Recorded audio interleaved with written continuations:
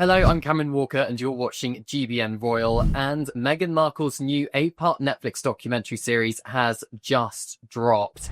And I'm going to be telling you all about it here. Now, full disclosure, I have not managed to get through all of the episodes yet, but I have watched a significant chunk of it. First of all, let's take it at face value and forget the fact that it is Meghan Markle, Duchess of Sussex, presenting it. I would describe it as a bit of an idealized luxury Californian lifestyle cooking series. Something that's quite easy to binge, something that's quite easy to watch when you're hungover on a Sunday, for example.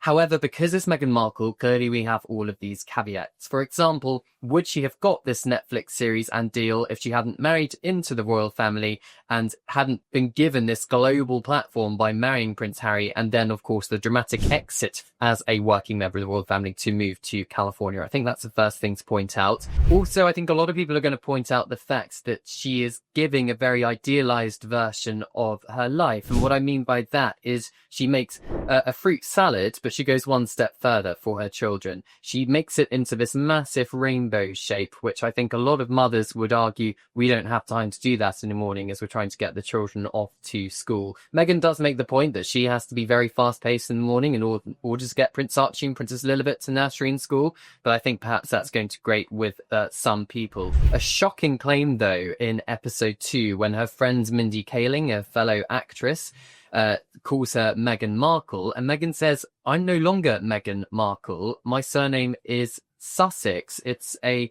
family name, our little family name, and it's one that I share with our children, and it's very important to me." So her name is Meghan Sussex. Of course, that title given to her and Prince Harry when they married in 2018 by Queen Elizabeth II. They were given titles Duke and Duchess of Sussex. This could, unfortunately, not go down very well with the British public, because they are titles given to them as working members of the royal family. Meghan visited Sussex once in her entire life as a working royal, and she did not acknowledge the fact that that is where the name came from in the series. She says it's just the family name that she shares with her children. It's her own little family unit. So I think for the people of Sussex and Great Britain, I don't think that's going to go down particularly well. Meghan, throughout the series, also wears the Cartier watch once owned by Diana, Princess of Wales, which Prince Harry inherited when his mother lost her life in a car crash in Paris, and has since passed on to Meghan since their marriage. So perhaps a nod to Princess Diana in this series too. But Meghan also reveals an argument that she has had with Prince Harry over the word ladybird or ladybug. She is making with her friends Mindy Kaling these little, how do I describe it? These little sandwiches, really, using a tomato for a ladybird and little drops of balsamic vinegar on it to make the black dots on them. All sounds very cute, but she reveals that she gets into an argument with Prince Harry about what it's called. Because remember, Prince Harry grew up in England. We call them ladybirds. In America and in California, they call them ladybugs. A small point, but a bit of nicer, interesting interaction between their personal, private life. Now, the show itself, there was a lot of hoo-ha when this was discovered, is not actually shot in Meghan Markle's own kitchen. It's a rented house by Netflix in California. And a lot of people were criticizing Meghan at the time, saying that she's very fake. This isn't her real life. It's filmed in a fake Netflix house. Meghan does actually acknowledge that in episode 1 and say, "This isn't my real life house. This is just a kitchen. And then I'm going to bring all of these treats and goodies and candles that I'm making back to my other friend, who's the makeup artist who she's known for years, who did her makeup at the wedding, back to my real life house." So she does acknowledge that, even, and of course we didn't know that at the time. She got all of that criticism. But we do get little snippets of her private world in her Montecito mansion. There's a few still photographs. For example, there's a picture that she shared with us of her copper compost bin in her actual kitchen in Montecito. There's also shots within the grounds of Meghan's mansion, for example, collecting honey from her beehives or feeding the chickens in the chicken coop. And she's very careful to point out that those chickens are rescue chickens from a battery farm in the United States. We know Camilla, the Queen, has adopted some rescue dogs from Betsy. Meghan adopts chickens from a factory. Well, there's a comparison for you. Now, Meghan, since stepping back as a working member of the royal family, has received a lot of accusations of bullying and generally not being nice to those below her.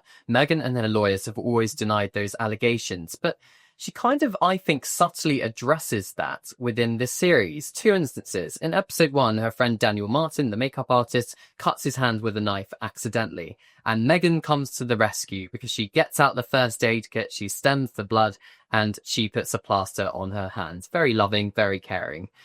She also makes a cup of coffee for one of the production team, which happens to be caught on camera, showing that she is being nice to all the production crew, all the staff. There are definitely varying reports as to how nice Meghan was to production crew when she was either on Suits or working on commercials and things like that. There have been some quite horrible allegations. There's also been some testimony that Meghan was actually generally really nice to a lot of her staff. But of course, we do know that a number of staff members, when she was a working member of the royal family, left the household. We know that Jason Knauf, the former communications secretary to William and Harry and Meghan and Catherine, put in a bullying complaint to Prince William's private secretary against Meghan. But as I said, Meghan has always denied those allegations. I just thought it was really interesting that they were clearly making a point of Meghan being nice to people within this 8-part series.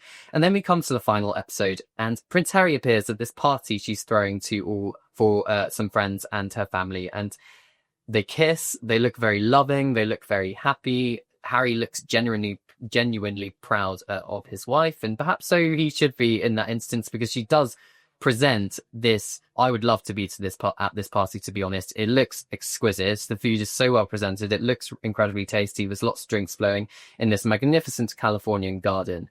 I think, as I said at the beginning, if you take this at face value and it's this idealized Californian lifestyle, fly on the wall documentary, if that's your thing, absolutely great. I think, a lot of people are going to be in for watching that kind of thing. But trying to present it or thinking that it is real life Meghan, I think that's up for debate. Does she really have the time to make the fruit platters of rainbows? Does she really have the time to do these little details or make candles? Maybe she does. Maybe she actually does. But I think a lot of parents out there will be thinking, we do not have time to do that. And also, unfortunately for Meghan, there's always going to be this point that she got all this fame because she married into the royal family. Now, Meghan would argue this all happens by chance, that she stood back as a working member. She generally wanted her time as a working member of the royal family to work and didn't want it to end, but she was forced out because of bad publicity or invasions of privacy or Harry's alleged paranoia, for example. But, what's happened is happened, and she's doing this Netflix series. She has to make money. And on that point, she did a interview with the US magazine, People magazine, where she says, I don't want to be an influencer. I'm not an influencer. I'm an entrepreneur. And on that point, as ever, her lifestyle company that she set up is intertwined with this Netflix series. And I suspect some of the products and some of the stuff she's making in this 8-part series is going to feature on the As Ever website. Here's what I said on Breakfast and Britain's Newsroom. It's very glossy. It's very Netflix. It looks very glossy. Meghan looks very glamorous. She's been getting some honey out of her beehives in her garden in Montecito. She then somehow transitions into what Netflix and Meghan would like the viewers to perceive is her actual home, but we already know that it isn't. It was a home in California hired by Netflix to film the show, which is totally fine. It's giving an idealized idea of a Californian lifestyle, I would say. If you take it as face value, and we forget the fact that it's Meghan Markle, Duchess of Sussex, who left as a working member of the royal family and had married Prince Harry, I would say it's quite a bingeable, easy watch if you are into that kind of idealised luxury lifestyle programme. Because it's Meghan, Duchess of Sussex, obviously we have all of these caveats which she's spoken before about kind of what she thinks, kind of should be the ideal. A lot of people, that kind of grates with some people. A lot of people are saying, well, she's only got this Netflix deal because she stood back as a working member of the royal family. We know the first Netflix series where her and Harry documented their exit from the royal family did very well for them.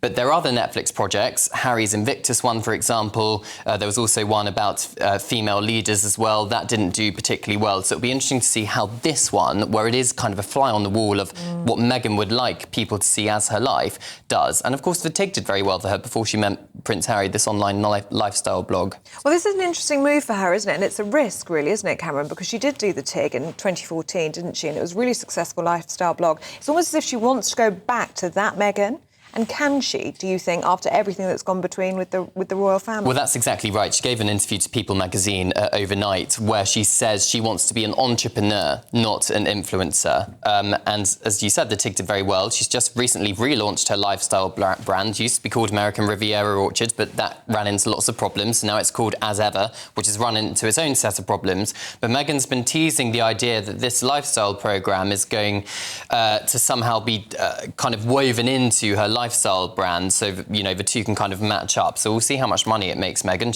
I mean, to be fair to her, she's allowed to make as much money as she wants. She's no longer constrained by royal finances. But I think there is a bad taste in a lot of people's mouths, particularly here in the United Kingdom, because it was such a messy exit. Some would accuse her of capitalising on her connections with the royal family. Meghan would say she was forced to leave the royal family because of all what she would see as problems associated with it.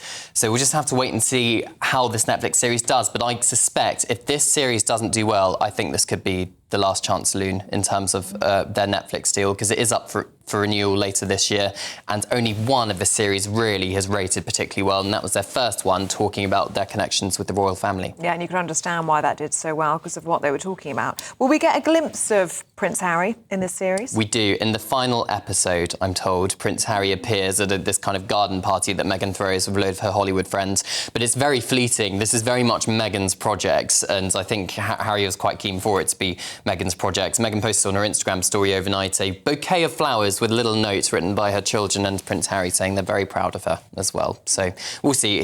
But it is mainly Meghan, I would say. Okay.